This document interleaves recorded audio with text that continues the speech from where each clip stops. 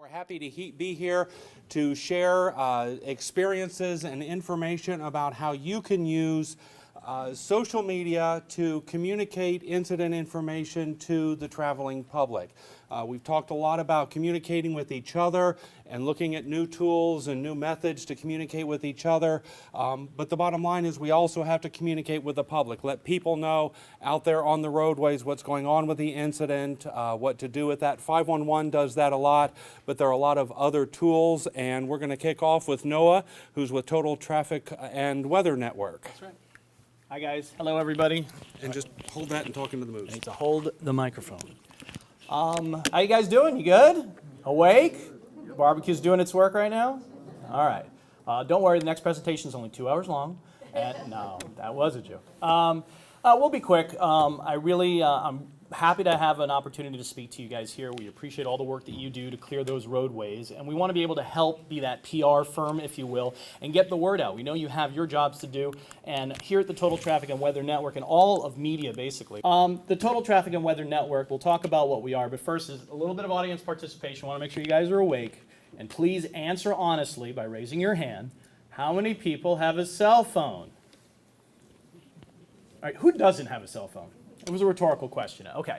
Well, what if I told you that cell phone can access and get in front, the information you use on that cell phone can get in front of hundreds of thousands of commuters here in Florida. It can through social media and through media outreach. The Total Traffic and Weather Network, just to give you an idea of the kind of reach that we have and all of our media partners combined in the state of Florida alone. In 1 week, we can deliver over 10,000 traffic reports. We have 120 plus radio and TV affiliates that we partner with. We fly 90 flight hours per week with our helicopter in Orlando, Miami, and Tampa. And we reach hundreds of thousands of people a day through web apps, GPS, in-dash nav. I know that you guys have used all these items before, so we can get the word out for you while you do your jobs to stay away, the safety. We talk about, watching the back of the queue. We can help you get that information out. So we want to be your partner. We want to be, kind of your PR firm, if you will. We can reach 2.2 million people with our television and radio partners socially. So there's tremendous ability for us to be able to reach the people that you want to reach to. That's what Media Objectives is, obtain those verifiable facts quickly. Now, when you look at the last few years, and you can look, someone like me, I've been with Total Traffic for about 10 years. I was a failed radio DJ that didn't quite work out so well, so I tuned to traffic. And then I moved up and became the operations manager, overseeing a couple dozen traffic reporters here in the state of Florida. You may not have heard of Total Traffic and Weather Network, but you've heard of the stations that we're on because we're an opaque service. The traffic reporters, you don't even realize that they're not actually members of that particular radio station or television station. So we're in our operations center. You can see the photo there. We have social media on a couple of our screens there. The tried and true methods, web, CADS, PIO, dispatch. We're talking to you. We're talking to our team. We're talking to 511. We're trying to get all the information we can. We're listening to first responder scanner audio. We're also trying to get eyes on it now with our traffic cameras. Of course, here in this district, there's over 600 traffic cameras, so it's very easy to see what's going on the main roads. But social media now is something that has increased tenfold. In the last 5 years, it's been huge. Our ability to be able to monitor the social media and see what is out there, and we have you guys to thank for that. All the different agencies, law enforcement agencies, first responders, putting it out there on Twitter primarily. You think of Facebook Live, Twitter, Periscope. We're seeing accidents, incidents, trees down, train derailments. We're seeing areas that are closed because of gas leaks, protests, and so on and so forth. And we can have a conversation. Obviously, this is traffic management, and we're talking more about traffic impedance. But when you look at the last year of incidents that happened in this area, you think of the Hurricane Matthew, the Orlando shooting, the Pulse nightclub shooting, and the capture and manhunt from our Keith Lloyd. OPD just used Twitter as their primary source of information. It's one area, and you can get that out en masse. You can use media as the option to get that out to the general public. We can push it out to them. We have access to the general public, and we can help you do your jobs and be safer through the social media partnership. So monitoring social media, we're getting the word out. We're alerting, like we said, we're alerting public. We're telling people about closures. The move over law is something we talk about on the air a lot. Mike was just telling me that they have the move over law, showing up in the gas stations over at the Turnpike rest stops, which is great. So we want to get that information out here. actions speak better than words, so let's take a look at some video. Well, police tell us that all of the businesses on Broadway, which is in downtown Kissimmee, have been evacuated. As you can see, there's still a lot going on here. These are some of the people who have been evacuated. Some of them were at work. I talked to one fellow who said he was getting a haircut, but they're all here waiting to get word that this scene is cleared. Safe Touch Security Triple Team Traffic. And thanks to a tweet by the Seminole County Sheriff's Office, we're now learning that Longwood Lake Mary Road has been shut down in both directions just north of Ronald Reagan at Acorn Drive. Because of a crash, Lake Emma Road can get you around that. Reno Grant, News 96.5, WDBO Traffic. This is a Fast Track Alert. Big bus fire right now. This is southbound 37th Avenue at 153rd Street. We're right on the east end of Opelika Airport, and we're just getting word. City Police has tweeted that there are no kids on board the bus. You can see that this fire is completely out of control on this bus, and it looks like a heavy damage has occurred too. We've seen this before. Sometimes electrical or mechanical issues cause these buses to fail. That's the latest. I'm Stephen J. Gray reporting live. The benefits of social media are there. It's instantaneous. It's time saving. You're out on the scene. You can instantly tweet. You can instantly send a Facebook Live. You can tell us where there's road closures. We can increase the public safety.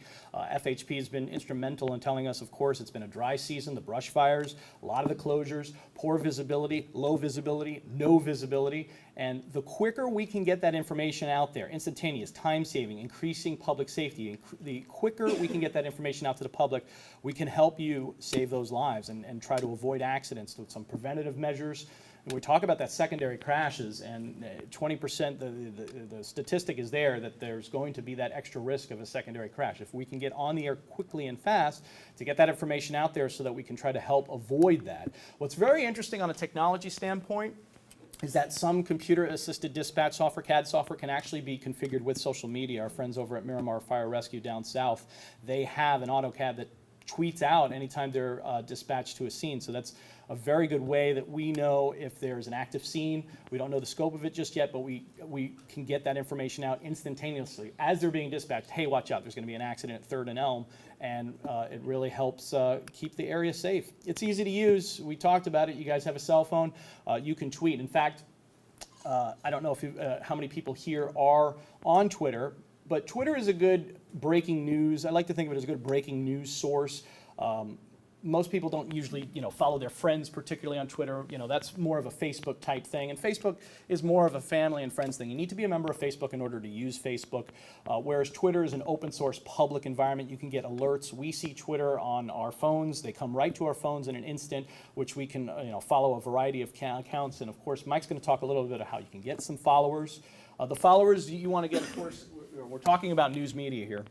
And that's what we are. If we're following your account, we're going to get that information out there for you. That's how, in the palm of your hand, having a cell phone, you can really reach literally thousands and thousands of people by getting in front of the eyes of the media influencers, the people that can get on the air instantly and get your information out there. And what's great about Twitter is, even if you haven't used Twitter, you're not going to want to download the app or deal with kind of this new technology. If it's something that you haven't used before, you can even text to a Twitter account. So it's very easy. It's very simple. If you can text, and I know all of us have at one point or another, we've texted. Even my mom can text. It's very easy to use. So you can, at the very least, get some information out there. If you have an agency that has a dormant account, you haven't used it in a while, a lot of times we see agencies were set up, an account, a Twitter account or a Facebook account or something was set up a while ago, and it's kind of been sitting around. We can help you resurrect that. If you don't know the username and password, we can help you get back in there and really see how we can help you get that information out there. It's all about one tweet. The power of one tweet can get out there. You get the idea. Thanks, everybody. I appreciate you listening. I'm Trooper Steve Monteiro. I go by Trooper Steve, according to all the media. That is my brand name. Believe it or not, I have actually paid to trademark it. So Trooper Steve is mine, and it's owned. I manage all of FHP's social media accounts, including my personal accounts also. And you would have looked back over a year ago and said, the Highway Patrol is going social. Probably people would have laughed at that.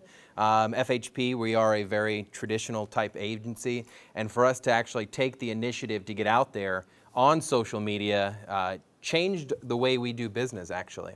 It's the first time in about 13, 14 years that Sergeant Montez, who you saw on TV, has a full-time assistant public affairs officer. She's been doing it for a long time, completely by herself, and I couldn't be more grateful to have a public affairs officer like her to kind of lead the way. My personal opinion, she's probably one of the best PIOs in law enforcement that I think anyone has seen on TV. You know, I made a big note here to make sure that I say something, and it was, who would have thought at any point in time 10 years ago that if you asked them, do you have to be on scene to manage the media? And people would have been like, yep, all the time. Now via the social media, I can sit at home, excuse me, but on the toilet and manage the media straight from there. I don't have to be on scene. I could send one tweet out and everyone knows what's going on, literally, instantly. We are all stuck on this, the followers. You need a lot of followers. You don't need a lot of followers. You need key players to be following you.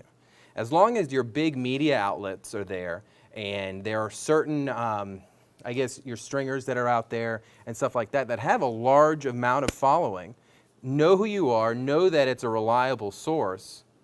As long as you can tweet that information out, it's golden, because they're going to retweet your stuff. They're going to like it, what have it. We do not have a Facebook page. We solely rely off of our Twitter information. It is not, and of course if you start something like this, you have to put that caveat out there. It is not monitored 24 hours. It is not a source of emergency information. We use it for maybe large incidents, the brush fires that we just had, but now your main source on how you communicate with the media needs to at least send information out to them.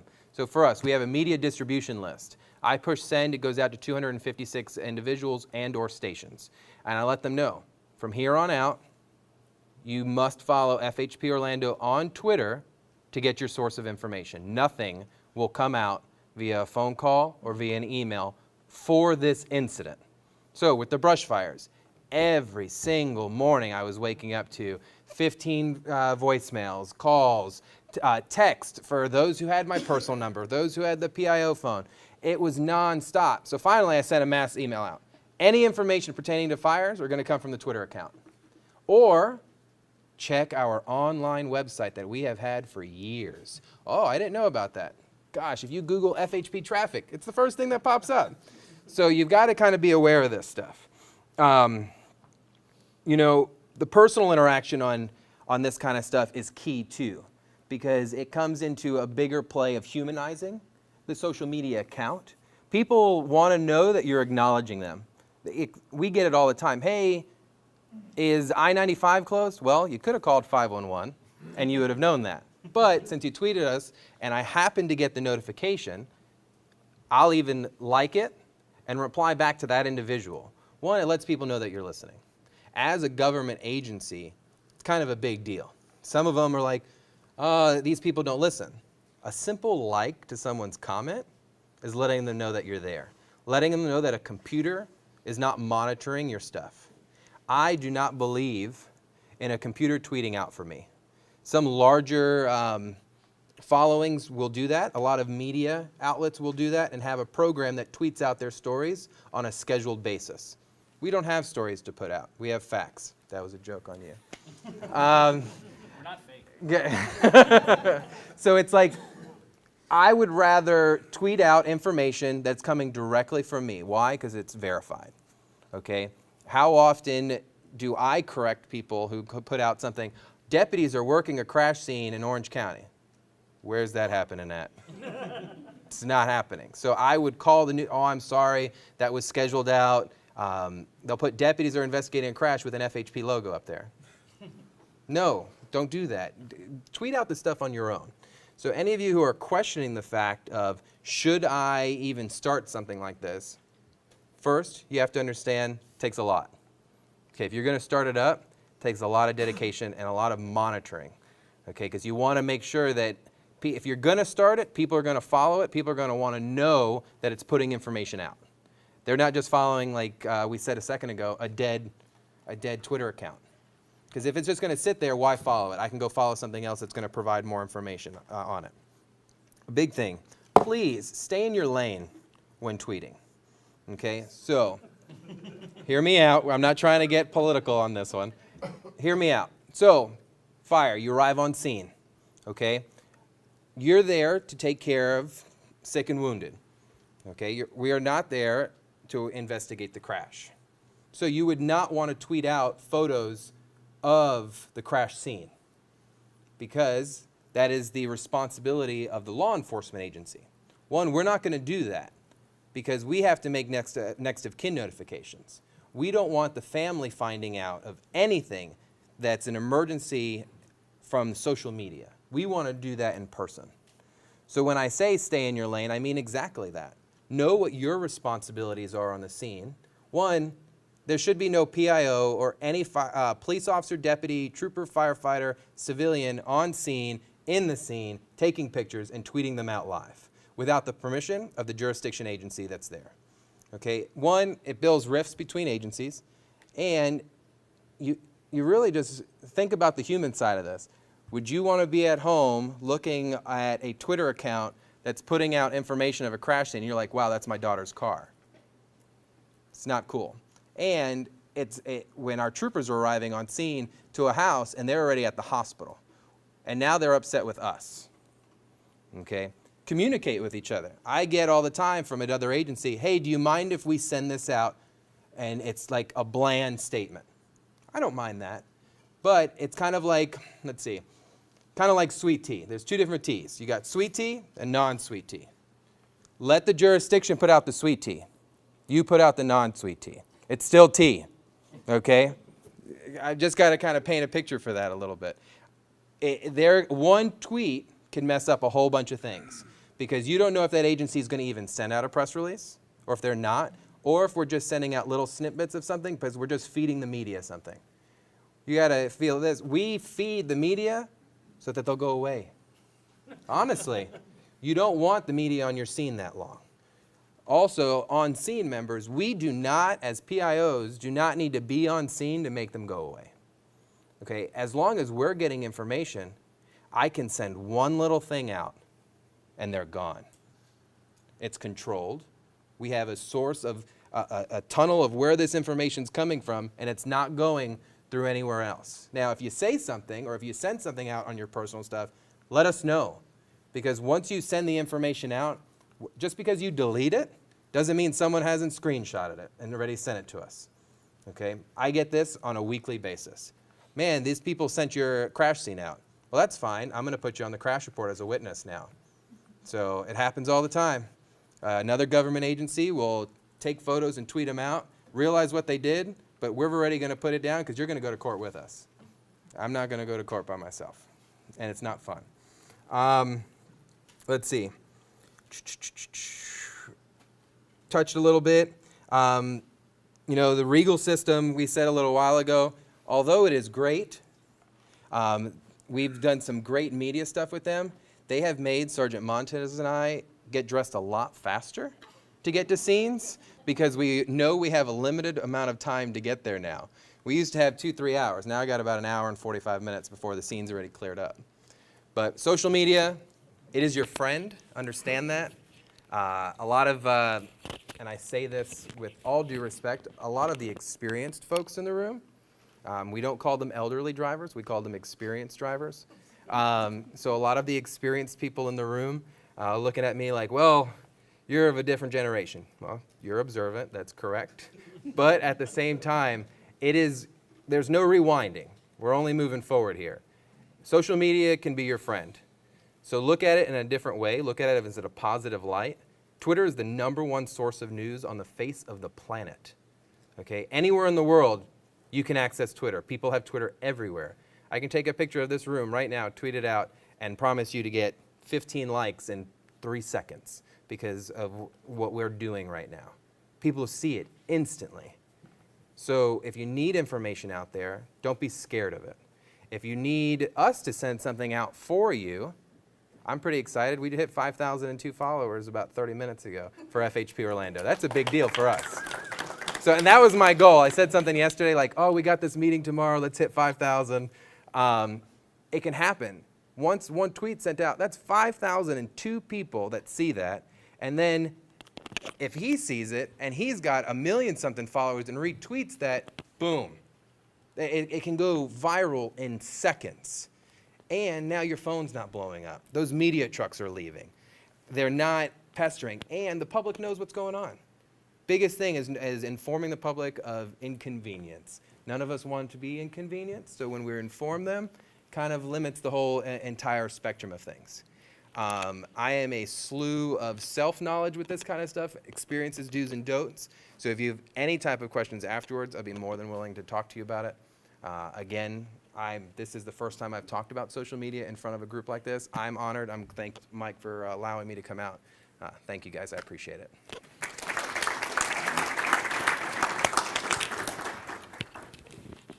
And if you have your Twitter account pulled up on your phone, please follow at FHP Orlando. Yes. And you can also follow at Trooper Steve, yes, which is a great account to follow. And he does monitor it. I saw a great story online the other day about a new app that allows police to actually do a traffic stop, yep, and talk to the person in the other car without ever getting out of their car. They can talk to them through a mobile app, and I really wanted to hear what he thought about it. And so we had a great conversation. So it's really good. Getting into 511, I have to do full disclosure. We have a robotic system. Everything Shannon puts into SunGuide feeds through a program that James Barbosa, who spoke earlier, developed and puts it out through our Twitter feed. So our 511 Twitter feeds are not monitored. They are not staffed. But it is factual information because I trust Shannon completely to put out good information. So how to build your Twitter audience in order to get the most information out there. And both Noah and Steve referred to this, but quality of followers is more important than quantity. As an agency, you don't need to have 1 million followers. You just need to have a few really, really good followers, the people that are the right hands to get your information into. Those are called influencers, and there are online and offline influencers, and those are the people that you want to court. Those are the people that you want to go after to get to follow your Twitter account, and focus on the people who can get the information into your audience's hands. So is it the residents of your county? Is it the residents of your city? Is it the residents of Troop D or the entirety of Southeast Florida? Focus on those people. So what are online and offline influencers? Online influencers are the people who do have 1 million Twitter followers or 100,000 Twitter followers, the people who are going to share that through a very large social media network and help you increase your impressions. And that means the number of times that your tweet is seen by the audience. And they can also help increase the audience. So if 511 puts something out and Trooper Steve retweets it, all of his audience is going to see that it came from 511 originally, maybe go explore our account and start following us. So that's a good way to build your audience and your followers. Then your offline influencers are people like Noah, because he's going to see your tweet and he's going to put it out on the radio. He's not going to share it through social media. He might share it through social media, but he's going to put it out through the radio, through the TV stations, through some other ways. Employers, if you have a large single point employer, they can put something out through the PA system that there's a crash nearby, please plan to take an alternate route home. So who are some of those influencers? Your local reporters. Who talks about traffic in the morning? Go onto Twitter and find them on Twitter. Do a search for their name or do a search for the media outlet. Who's your favorite on-the-air radio personality? Who do you listen to? Follow them on Twitter. Find them on Twitter and follow them. Those are going to be good influencers. And if you can't find a reporter or an on-the-air, just follow the media outlet. If you can't find Raquel Asa, who's one of the reporters that does a good job of pushing things out in Central Florida, just follow WFTV's Twitter, and you'll get the information to them. They'll share it through their Twitter. Then go to your major employers. For example, I was doing a little research up in Marion County. The largest private employer is the hospital up there. They got about 1,500 people. Well, guess what? The school district has about 4,600 employees. School district's 3 times the size of the hospital. Who's a great person to follow or to go after as a follower in Marion County? Marion County Schools. Guess what? They're a good online influencer because they have a lot of social media. They're also offline. They find out something's happening in the school area, around a school, they can contact teachers, they can do an announcement in the school, they can contact school bus drivers. They can do a lot with that information to push it out to their audience, both online and offline. So think about your counties. Counties are often major employers in the county. School districts, cities, hospitals. Hospitals are always good, strong, single-point employers 24/7, and that makes sure that your information gets out to ambulance companies because the hospital is going to communicate with other first responders. And then think about your destinations and venues. Orange County, #1 single point employer in the country. Walt Disney World.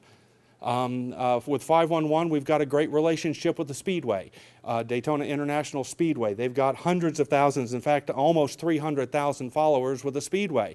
So if something's happening in the Daytona area, especially a planned special event, 511 puts out information, Daytona puts it out for us.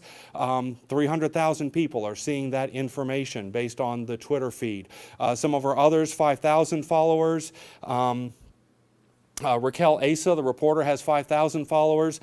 There's other people who just sit on Twitter and retweet traffic information. 200 followers for Doc Stone that does it regionally. And then the Orange County Tax Collector, 741 followers. Again, these are people that we're working with 511 to get information out from our system. And there's certainly people that I would recommend that all of you follow if they are relevant to your area.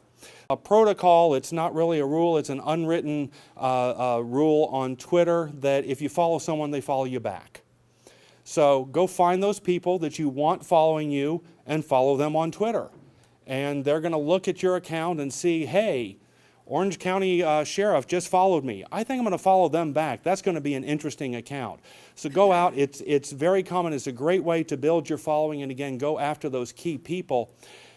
But they will only follow you back if it's an interesting account, and both of the guys refer to it if your account is active.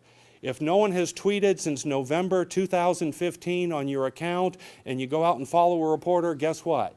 They're not going to follow you back because no one's tweeted since November of 2015. So make sure there's fresh content on your Twitter feed, even if it's PSAs, even if it's just general announcements, make sure there's fresh content on there and interesting content that a reporter is going to want to get their hands on. So keep the Twitter updated. And again, both of these gentlemen, I'm also available to talk to you about how to keep your Twitter account going and interesting and fresh. The other thing you can do if you don't want to follow a lot of people, and this becomes very tricky for agencies because I know the Florida Department of Transportation is very, very conservative in who it follows because it doesn't want to imply an endorsement of a person or a product or an agency necessarily. So what you can do without having a whole lot of followers is create lists. You put people on a list and then they get an announcement, hey, so-and-so put you on a list, and then they'll go to your account, find out who you are, and say, okay, this is good information.